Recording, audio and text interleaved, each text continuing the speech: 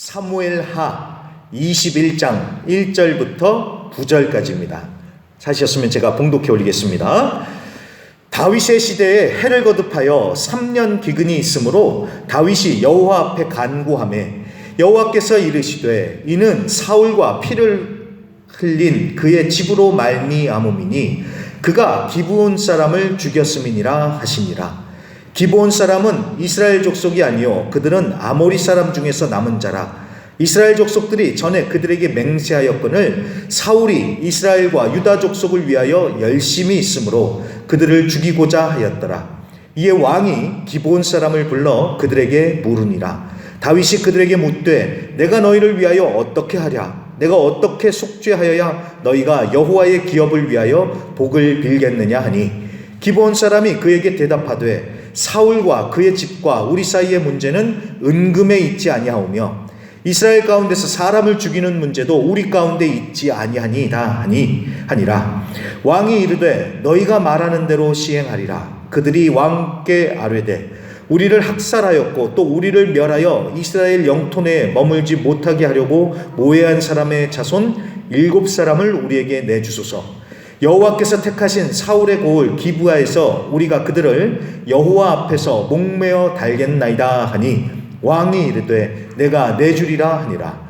그러나 다윗과 사울의 아들 요나단 사이에 서로 여호와를 두고 맹세한 것이 있으므로 왕이 사울의 손자 요나단의 아들 무비보셋은 아끼고 왕이 이에 아야의 딸 리스바에게서 난 자 곧 사울의 두 아들 암모니와 무비보셋과 사울의 딸 메랍에게서 난 자 곧 무홀랏 사람 바르실레의 아들 아드리엘의 5 아들을 붙잡아 그들을 기브온 사람의 손에 넘기니 기브온 사람이 그들을 산 위에서 여호와 앞에 목매어 달매 그들 7사람이 동시에 죽으니 죽은 때는 곡식 빼는 첫날 곧 보리를 베기 시작하는 때더라.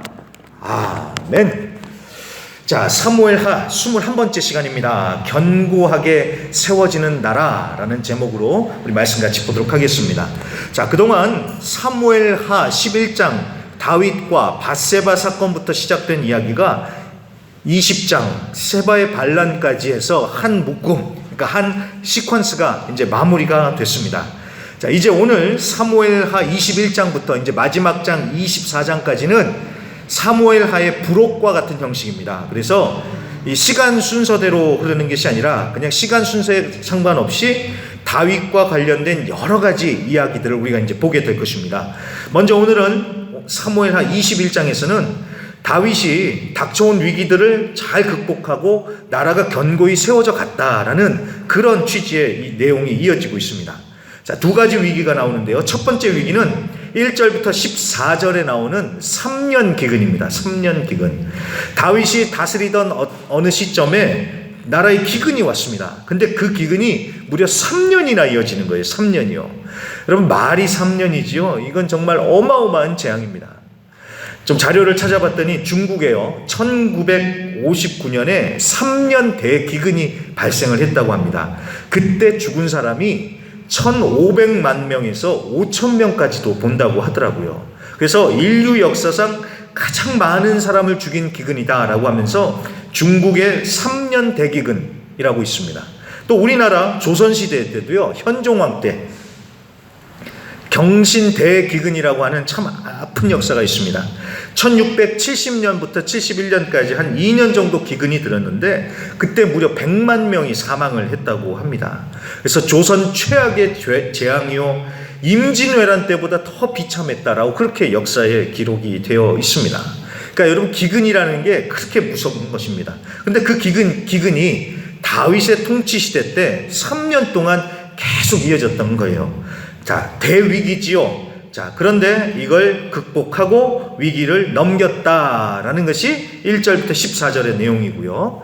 자, 그 다음 둘째로 15절부터 22절에는 이 블레셋과의 전쟁에서 승리한 기록이 쭉 나오고 있습니다.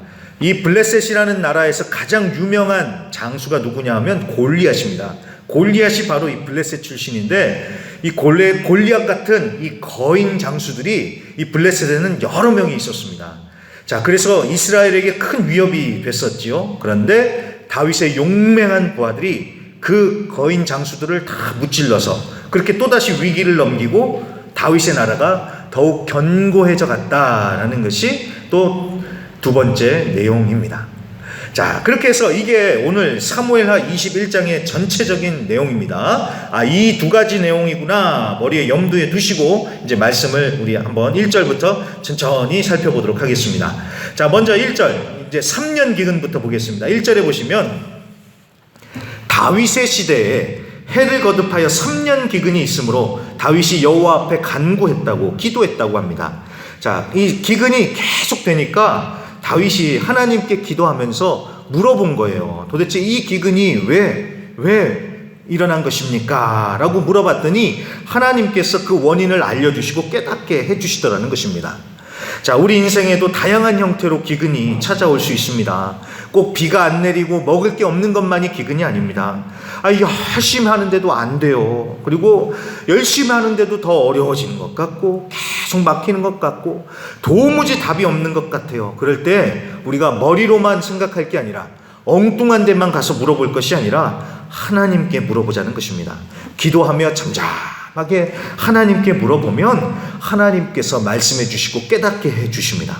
자, 그렇게 해서 하나님이 다윗에게 알려주신 기근의 원인이 뭐냐? 1절 중간쯤에 보시면요, 여호와께서 이르시되 이는 사울과 피를 흘린 그의 집으로 말미암음이니 그가 기브온 사람을 죽였음이니라. 자, 다윗 전의 왕이었던 사울 왕이 기브온 사람들을 죽여서 이렇게 기근이 들었다는 것입니다. 자, 기브온 사람들이 누구일까요? 2절에 보면은 친절하게 설명이 나옵니다. 2절에 보시면 이 기브온 사람은 이스라엘 족속이 아닌 이방인들이었습니다. 가나안에 살았던 이방인들이었어요. 그런데 여호수아서 9장에 보면은 이 기브온 사람들이 자기네들이 마치 먼 나라에서 온 것처럼 속여요. 그러면서 이스라엘과 평화 조약을 맺습니다.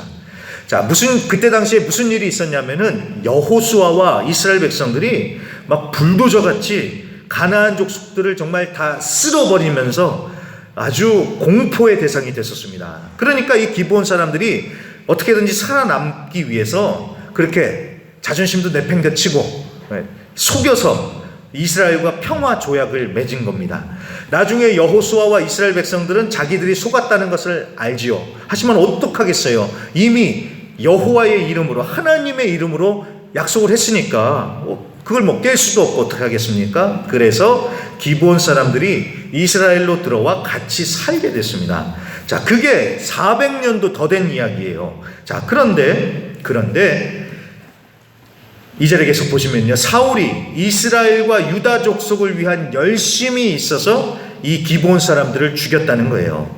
자, 5절에 보시면은 5절을 말씀으로 봤었을 때 보면은 사울이 기브온 사람들을 학살했다고, 학살이라는 단어가 나옵니다. 그리고 아예 기브온 족속을 멸하여 이스라엘 영토에서 지워버리려고 했다 하면서 아주 끔찍한 비극이 일어났던 것을 유추를 해볼 수 있는데요, 아마 이 사울이요 민족주의적인 성향을 드러냈던 것 같아요. 우리 이스라엘 우리 종족 그러면서 이방인이었던 기브온 종족을 말살하려고 했던 것 같습니다.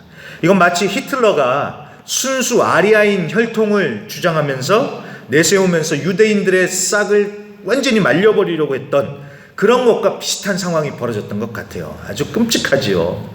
자, 아무튼 사울이 기브온 사람을 죽였던 죄로 인해서 이렇게 기근이 왔다는 것을 이제 하나님이 알려주신 거예요. 그래서 다윗이 어떻게 할까요? 3절, 다윗은 바로 기브온 사람들을 만나서 내가 어떻게 해야 하냐, 내가 어떻게 속죄를 해야 너희가 여호와의 기업을 위해 복을 빌겠냐라고 이렇게 물어봅니다. 자, 그랬더니 4절에 기브온 사람들이 뭐라고 대답하냐면 사울과 우리 사이의 문제는 은금에 있지 않다. 무슨 말일까요? 이거는 돈으로 해결될 문제가 아니라는 겁니다. 그러니까 정부에서 보상금을 주면 된다, 이렇게 해결될 차원의 문제가 아니라는 거예요. 그리고 이스라엘 가운데서 사람을 죽이는 문제도 우리에게 있지 아니하다. 자신들이 원수를 갚기 위해서 이스라엘 사람을 죽일 수도 없고 또 우리가 이스라엘 사람들을 죽이려고 하는 것도 아니다, 이렇게 대답을 합니다. 자, 그러면 도대체 어떻게 해야 되냐? 다윗이 재차 물어보니까 5절과 6절에서 기브온 사람들이 하는 말이 사울의 자손 7사람만 내어주면 사울의 고향 기브아로 가서 하나님 앞에서 목매달겠다라고 이렇게 기브온 사람들이 대답을 합니다. 그러니까 사울의 죄를 그 후손 7명의 목숨으로 대신하자, 지금 이렇게 얘기를 하는 겁니다. 그래서 7절과 8절에 보시면은 다윗이 사울의 후손 중에서 7명을 찾아냅니다. 7명이요. 일단 무비보셋이 있었지만 이 무비보셋은 다윗이 자기 친구 요나단과 약속을 했잖아요. 요나단의 후손은 잘 대해주기로. 그래서 이 무비보셋은 열외. 그래서 사울의 첩이었던 리스바라는 여인에게서 난 두 아들이요. 이 무비보셋이 또 나오는데 이건 동명이인입니다. 사울의 첩이었던 리스바에게서 난 두 아들, 그리고 사울의 딸인 메랍이라는 여인에게서 난 아들 5명, 이렇게 7명을 기브온 사람들에게 넘겨줍니다. 그리고 기브온 사람들은 이 7명을 하나님 앞에서 목을 매달았다라고 하는 것이 9절까지의 내용입니다. 자, 어떤 얘기인지 충분히 이해가 되시죠? 정말 안타깝고 정말 비극적인 일이 벌어졌어요. 사울 한 사람의 죄로 인해서 다윗을 비롯해서 온 이스라엘 백성들이 다 기근으로 고통을 받았습니다. 그리고 사울의 후손 7명이 그 조상님의 죄 때문에 그렇게 또 죽어야 했던 그런 정말 안타까운 일이 벌어졌던 겁니다. 여러분, 이걸 보면서요, 정말 우리 많은 교훈을 봅니다. 일단 죄의 무서움을 다시 한번 봅니다. 한 사람이 지은 죄의 영향력에 그 파장이 이렇게나 크다는 것을 우리가 알고 있어야 됩니다. 그 죄의 영향력, 파장이요, 본인은 물론이고 주변 사람들까지 힘들게 한다는 사실 우리는 꼭 기억해야 돼요. 그래서 우리는 명심해야 됩니다. 죄를 지어도 회개하면 용서는 받지만 그 죄의 영향력, 파장은 오로지 감내하면서 살아야 된다는 것 우리는 명심해야 돼요. 만약에 여러분 누군가 싸웠다고, 한번 주먹을 치고받고 싸웠다고 생각을 해보세요. 싸운 것을 후회해요. 그래서 하나님 용서해 주십시오, 회개를 합니다. 그러면 그 죄는 용서를 해 주십니다. 그런데 여러분 보세요. 치고받고 싸우면서 생긴 상처, 흉터, 그거는 사라지지 않고 계속 남아있겠죠. 죄도 똑같습니다. 죄를 짓고 나서 회개를 하면 용서는 받습니다. 하지만 그 남은 상처들, 그런 흉터들, 그런 것들이요, 그거는 그대로 남아서 계속해서 감내해야 된다는 겁니다. 그래서 죄 지어도 회개만 하면 된대, 절대로 이렇게 우리가 쉽게 말하면 안 된다는 것입니다. 그리고 내가 지은 죄로 인해서 우리 후손들이 고생한다는 사실도 우리는 알고 있어야 됩니다. 이 사울이 지은 죄 때문에 그 7명의 후손이 그냥 생 목숨을 그렇게 갖다 바쳐야 되는 그런 상황이 벌어졌습니다. 그래서 우리도 자손들한테 유산이나 대단한 거 물려주려고만 생각할 게 아니라요, 그냥 정말 하나님 잘 믿고 올바르게 살면서 우리 후손들이 조상들 때문에 욕먹지 않게만 해주는 것도, 이것도 정말 잘하는 것이다라는 그런 생각이 들었습니다. 자, 그리고 남의 눈에 피눈물 나게 하고는 못 산다는 것도 우리가 오늘 말씀을 통해서 배웁니다. 그 죄가 하나님의 은혜를 막히게 합니다. 그걸 풀어내야 됩니다. 잘못한 과거 회개하고 사죄하고 풀어야 됩니다. 그리고 내 잘못은 아닌데, 내가 잘못한 게 아닌데, 맞아요, 내가 잘못한 건 아니더라도 그런 아픔을 겪고 있는 사람들이 있다면 위로해주고 그 사람들을 함께 해줘야죠. 오늘 다윗이 한 게 그렇잖아요. 다윗은 자기가 지은 죄가 아니에요. 사울이, 전임자가 저지른 실수입니다. 근데 이걸 내가 왜 당해야 되냐, 이렇게 할 수도 있죠. 나는 모릅니다 할 수도 있겠지만 다윗은 그러지 않았죠. 참, 그러고 보면요, 여러분, 우리의 인생이 그럴 수 있습니다. 남의 죄로 인해서 내가 고난을 당할 때도 있어요. 그리고 한 사람으로 인해서 모두가 고통받을 수도 있습니다. 이게 왜 그러냐면 우리가 공동체, 한 몸이기 때문에 그렇습니다. 자, 그런데 그렇게 생각을 해보면 참 억울하지만 여러분, 이 한 사람의 법칙이 성경에서는 얼마나 중요한지 아십니까? 자, 로마서 5장 18절 좀 틀어주세요. 로마서 5장 18절. 그런즉 한 범죄로 많은 사람이 정죄에 이른 것 같이 한 의로운 행위로 말미암아 많은 사람이 의롭다 하심을 받아 승명에 이르렀느니라. 자, 한 사람의 범죄로 많은 사람이 정죄에 이르렀대요. 하지만 한 사람의 의로운 행위로 말미암아 많은 사람이 의롭다함을 얻었다. 이 한 사람 법칙이에요. 이게 무슨 얘기입니까? 아담 한 사람으로 인해서 모두가 다 죄인이 됐어요. 우리 입장에서는 너무나 억울하지요. 그 아담, 그 사람 때문에 우리가 다 죄인 됐으니까요. 근데 죄인인 걸 어떻게 하겠어요? 자, 그래서 우리는 죄인이라서 죽음으로 죄값을 다 치러야 됐었습니다. 그런데 여기서 또 한 사람의 법칙이 나옵니다. 우리가 죄인이라서 다 죽게 됐지만 한 사람이 십자가에 죽으셨습니다. 바로 예수님이죠. 사람이 아닌 하나님이시죠. 하나님이신 예수님이 십자가에 죽으심으로써 우리가 구원받아서 다 살게 됐습니다. 자, 한 사람의 법칙. 이게 은혜이죠. 은혜요. 이게 한 사람의 법칙입니다. 자, 그리고 또 여러분 이렇게도 한번 생각을 해보세요. 사울이 저지른 죄인데 왜 이게 다윗의 때 이게 알려졌을까요? 다윗의 입장에서는 황당하겠지만 여러분 기브온 사람들의 입장에서 한번 생각해 보십시오.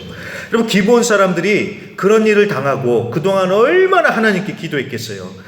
자신들의 원한을 풀어달라고요. 하나님 우리가 이렇게 됐습니다. 얼마나 기도했겠어요. 수십 년을 기도를 했는데 하나님이 그동안 응답이 없으시다가 드디어 다윗의 시대에 그 사건을 이렇게 드러내시고 원한을 풀어주신 것이죠. 자, 누가복음 18장에 보면은 한 과부의 이야기 나옵니다. 다들 잘 아실 거예요. 이 과부가 재판관한테 가서 계속 찾아가서 자기 원한을 풀어달라고 청합니다. 재판관이 어떻게 해요? 무시합니다. 이 불의한 재판장이라서 계속 무시해요.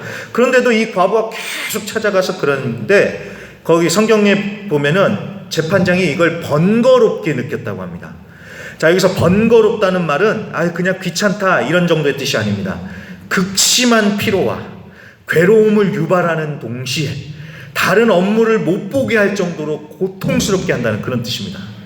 자, 그러니까 이 재판장이 어떻게 합니까? 결국은 과부의 원한을 풀어주죠. 자, 그래서 예수님이 하시는 말씀이 뭡니까? 봐라, 불의한 재판장도 그렇게 하는데 우리 하나님이 어떻게 하시겠냐고.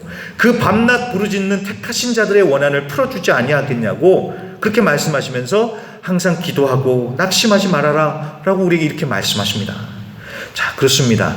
원한이든 아픔이든 하나님의 때에 하나님께서 반드시 풀어주시고 회복시켜 주십니다. 그렇기 때문에 우리는 그걸 믿고 낙심하지 말고 하나님께 기도하는 자들이 되어야겠습니다. 자, 아무튼 이 다윗은 사울이 저지른 걸 내가 왜 당해야 되나 이렇게 화를 내거나 하나님을 원망할 수도 있겠지만 그렇게 하지 않고요. 이걸 어떻게 할 것이라 할까라는 것을 생각하고 하나님께 물어보고 차근차근 해결해 나갑니다. 참 이걸 보면서요 굉장히 큰 도전이 되고 그래 이런 태도를 배워야겠다라는 생각이 들었습니다. 제가 올 여름에 그 학생부 연합수련을 인도했던 LJU 선교팀 선교단체 배운 것 중에 하나가 바로 그건데요. 이 LJU 선교단체에는요 이런 철칙이 있대요. 어떤 일이 벌어졌을 때 왜가 아닌 어떻게를 생각하라. 이게 그 LJU 선교단체의 철칙이라고 합니다. 왜가 아닌 어떻게. 자, 문제가 생겼어요. 발생을 했어요. 그럴 때 왜 왜라고 생각하기 시작하면요 막 화가 나고 아니면 실망을 하게 되든지 아니면 사람이 미워지더라는 거예요. 왜 그래 쟤 때문에 왜 쟤 때문에 왜 저 사람 때문에 그러니까 왜 하면서 이유를 따지니까 그렇게 되더라는 거예요. 물론 이유도 중요하죠. 원인은 알아야 되죠. 하지만 이미 벌어진 걸 어떡하겠어요. 그러니까 왜라는 질문이 아닌 어떻게를 생각하는 것이죠. 이걸 어떻게 해야지 그러면 우리가 해결할 수 있을까? 어떻게 다윗도 그랬던 것이죠. 왜인지 궁금했겠죠. 그래서 사울이 좀 밉기는 했겠지만 이걸 어떡하겠어요. 이제 이거를 어떻게 해결할지 이거에 집중하면서 이제 앞으로 나아가려고 했던 것입니다. 참 우리도 그런 부분에 있어서는 참 많은 도전이 됩니다. 물론 좀 상황은 알아야 파악은 해야 되겠지만 왜 계속 누구 책임인지 그런 거 따지다 보면요 다 힘들어져요. 이미 벌어진 거 어떡하겠어요. 이거 어떻게 해결할까? 우리가 이제 어떻게 해야 될까? 하면서 앞을 향해서 나가실 수 있기를 바랍니다. 자, 그렇게 해서 그런 연유로 사울의 후손 7명이 이제 죽었습니다. 자, 이게 제3자의 입장에서 보면요 이게 맞는 거예요. 이렇게 해서 원한이 풀리고 원한을 갚고 정의가 실현되는 거예요. 제3자의 입장에서는요. 그런데 여러분 목매달린 사람 그 당사자와 가족들의 입장에서 생각을 해보세요. 이게 얼마나 당황스럽습니까? 이건 마른 하늘의 날벼락이죠. 특히나 그 자식이 산채로 목매달아 죽는 것을 보는 부모의 가슴은 정말 미어집니다. 자, 그게 바로 10절부터의 이야기입니다. 10절에 보세요. 10절부터 이제 눈으로 잘 따라와 주세요. 자, 목매달린 7명 중에 이 두 사람의 어머니인 리스바라는 여인이 나옵니다. 리스바요. 이 리스바는 사울의 첩이었습니다. 두 아들이 지금 여기에 7명에 포함이 돼서 지금 목매달아 죽었어요. 그래서 이 리스바가 어떻게 하냐면요, 이 7명이 산 위에서 목매달아 죽으니까, 그리고 계속 거기에 그렇게 달려있잖아요. 나무에 달려있잖아요. 그래서 이 리스바가 아예 거기에 가서 자리를 잡고 시신들을 지킵니다. 낮에는 공중의 새가 못 앉게, 밤에는 들짐승이 범하지 못하게 거기서 계속 시신들을 지키는 거예요. 막대기로 휘 저으면서 밤에도 잠들었다가 깼다 잠들었다 깼다 하면서 이 짐승들이 와서 이 시신을 훼손하지 못하게 계속 지키는 거예요. 자, 정말 마음이 짠하죠. 자, 이게 부모의 마음이라서 그런 것도 있지만 이 당시에는 시신이 훼손되는 게 저주이자 수치로 여겨졌다고 합니다. 그래서 하나님도 신명기 21장 22절에 보면은 사람이 죽을 죄를 범해서 나무에 처형되어 매달렸을 때 그 시체를 밤새도록 두지 말고 당일에 장사를 지내라. 하나님도 그렇게 말씀하셨어요. 자, 그런데 오늘 말씀에 잘 보면은요, 오늘 이 7명의 시신은 계속 매달린 채로 그대로 둔 것을 알 수가 있습니다. 거의 6개월을 그대로 그렇게 나무에 그냥 매달린 채로 둬요. 당일에 장사를 안 지나고 그대로 둡니다. 이게 왜 그럴까요? 자, 왜냐하면 이 7명의 죽음이 단순히 보복의 차원으로 한 게 아니라 하나님께 속죄하는 죽음이라서 그렇습니다. 속죄의 의미가 있어서 그런 거예요. 속죄요, 속죄. 자, 이걸 어떻게 할 수 있냐면은, 자, 일단 이 기브온 사람들이 처음에 7명만 내어달라 그러잖아요. 7명. 자, 우리 같았으면 그럴 거예요. 우리가 당한 만큼 갚아줘야지 우리가 속이 풀리겠다. 그래서 사울 족속도 멸문지화를 시켜달라. 이렇게 얘기를 할 수도 있을 거예요. 하지만 딱 7명만 요구를 합니다. 자, 근데 여러분, 성경에서 7이라는 숫자는 그냥 넘어갈 수 있는 숫자가 아니죠. 7은 완전함의 상징입니다. 그래서 하나님을 상징하잖아요. 이 7. 그러니까 이 7이 완전함, 사울 족속 전체를 대표를 하는 거예요. 자, 그리고 눈썰미가 좋으신 분들은 보셨겠지만 6절도 그렇고 9절에도 보면은 반복되는 말이 있습니다. 이 7명을 여호와 앞에서 목매달겠다고 합니다. 여호와 앞에서요. 우리가 한을 풀기 위해서 우리 기브온 사람들이 다 모인 앞에서 우리가 목매달아 죽이겠다가 아니라요, 하나님 앞에서 그걸 그렇게 하겠다, 이렇게 얘기를 합니다. 하나님 앞에서요. 하나님 앞에서. 그러니까 지금 이 상황이 단순한 원수를 갚는 보복의 차원이 아닌 하나님 앞에 속죄라는 걸 의미를 한다라는 겁니다. 그러니까 이 리스바 이 여인도 그걸 알았기 때문에 자기 아들들 시신을 빨리 내려달라고, 이런 법이 어딨냐고 막 항의하고 따진 게 아니라 계속 그렇게 매달려 있지만 그대로 놔두고 지켰던 것입니다. 왜? 하나님께 드리는 속죄의 의미니까요. 자, 그렇기 때문에 그런 면에서 봤었을 적에 우리는 이 장면에서 이 속죄라는 걸 볼 때 예수님을 보게 됩니다. 이 7명이 뭐 예수님이다 이게 아니라요, 예수님도 우리 모두의 죄를 속죄하기 위해서 십자가에 달려 죽으셨다는 것, 그게 우리가 생각나는 장면이죠. 자, 그런데 우리가 주목해서 볼 것은 그 다음 장면입니다. 그 다음이요. 자, 7명을 목매달아서 그렇게 속죄의 제물처럼 바쳤습니다. 자, 그래서 바로 비가 내렸나요? 아니죠. 이제 11절부터 14절까지를 이제 잘 보세요. 자, 11절부터 14절까지를 잘 보시면은요, 자, 리스바가 시신들을 지킨다고 그렇게 하고 있다는 걸 다윗이 알게 됩니다. 그러니까 다윗의 마음이 얼마나 짠하겠어요. 자, 그래서 12절에 다윗이 뭘 하냐면은 가서 사울의 뼈 그리고 그 아들 요나단의 뼈를 가져와서, 그러니까 이장을 하는 거죠. 이장이죠. 그걸 가지고 와서 그 목매달아 죽은 7명의 뼈와 함께 사울의 아버지인 기스의 묘에 합장, 그러니까 정중하게 장례식을 치러줍니다. 장사를 치러줘요. 자, 그랬더니 여기가 중요합니다. 14절 마지막 부분에 뭐라고 말씀합니까? 그 후에야 하나님이 그 땅을 위한 기도를 들으시니라. 아멘. 자, 그렇게 했더니 그제서야 비가 내리면서 기근이 끝났다는 것입니다. 자, 지금까지 이야기를 다 이해가 되셨죠? 그러니까 여러분 잘 보세요. 다윗이 막 주여 하면서 백성들이 주여 밤낮으로 기도했더니 기근이 해결됐다? 아니더라는 거예요.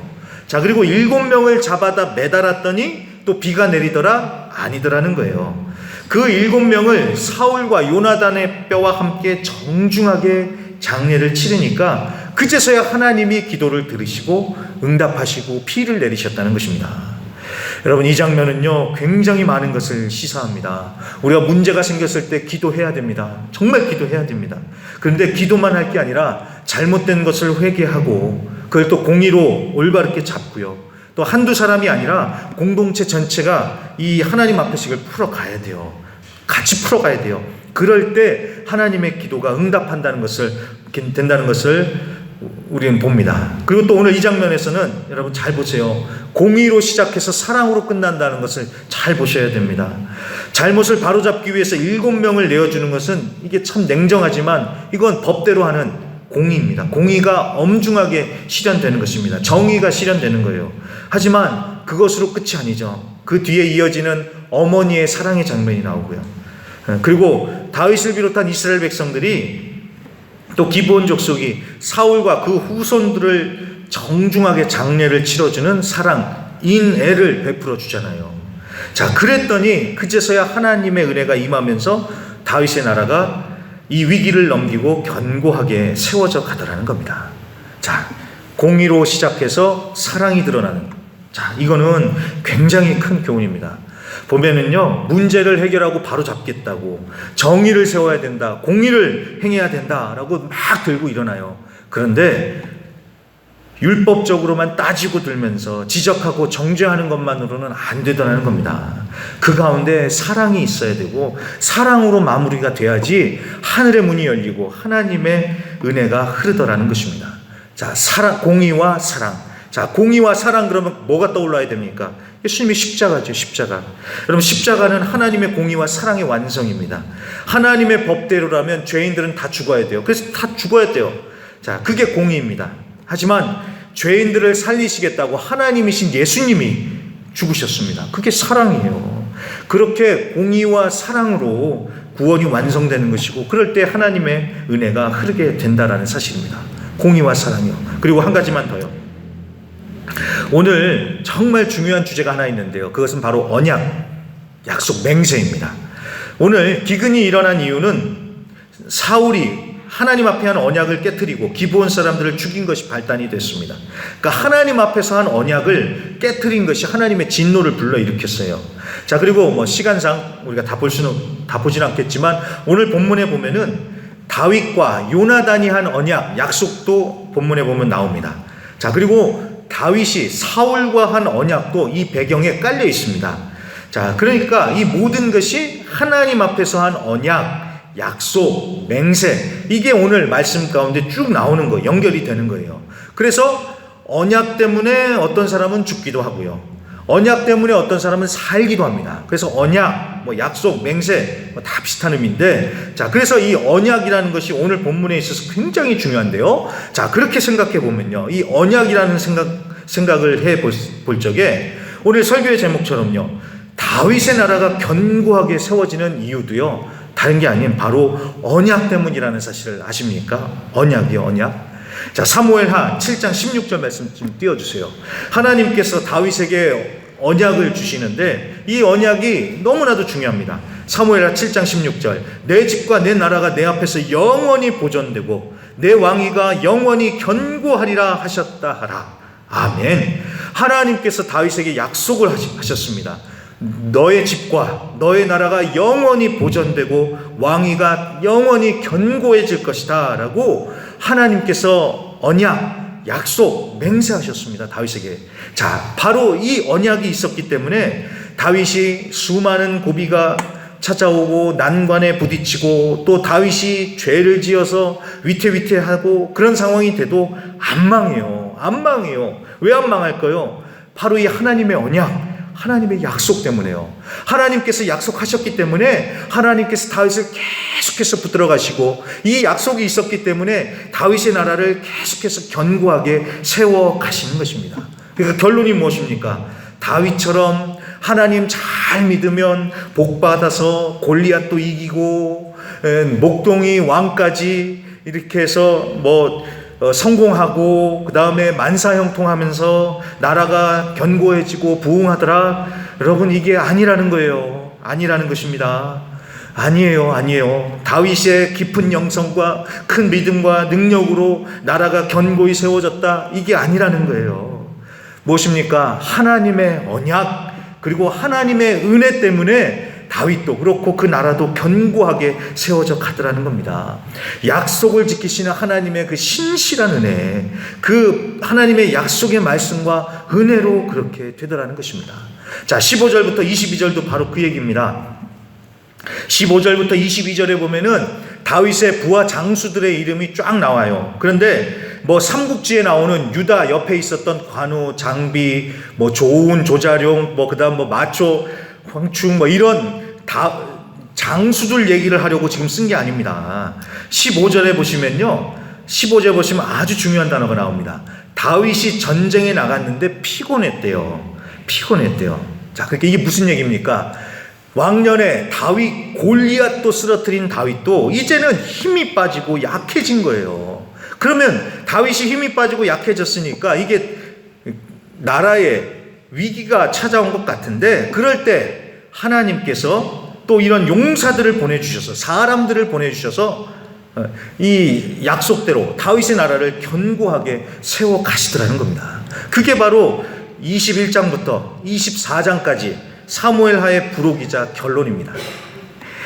그 얘기는 이제 우리가 앞으로 3주 동안 계속해서 반복을 할 테니까요. 제가 오늘 못다한 얘기는 이제 제가 계속 3주 동안 하고요. 아무튼 다윗의 나라가 위기 가운데서도 견고하게 세워져 갔던 이유는 바로 하나님의 약속의 말씀, 하나님의 은혜 때문이었다라는 것을 우리가 기억해야 됩니다. 근데 이것은 다윗만이 아니죠. 모든 인생이 다 마찬가지입니다. 우리도 하나님의 약속의 말씀이 있었고 하나님의 은혜 때문에 우리가 살아가는 것 아니겠습니까? 아니, 우리도 보면은요, 우리는 다윗보다도 훨씬 더 약하고 악해요. 다윗보다도 훨씬 더 우리는 죄도 더 많이 짓고 그래요. 그런데 그리고 또 우리의 삶 가운데도 뜻하지 않은 고난과 위기가 찾아오죠. 그래서 우리도 망할 것 같지만 우리도 안 망해요. 왜 그렇습니까? 하나님의 약속의 말씀대로 하나님께서 우리를 붙들어 주시고 은혜를 베풀어 주시니까요. 그렇기 때문에 우리는 죽든지 살든지 끝까지 하나님의 약속인 이 말씀을 붙들어야 됩니다. 그 말씀에 의지해야 됩니다. 그리고 하나님의 은혜입니다. 내가 매 순간순간 하나님의 은혜로 살고 있었구나. 내가 여기까지 온 것도 다 하나님의 은혜이구나. 이 하나님의 은혜임을 기억하시면서 이번 한 주간도 하나님의 말씀 붙드시고요. 하나님의 은혜를 구하시면서 승리하시는 이번 한 주간이 되시길 간절히 축복하고 기도합니다.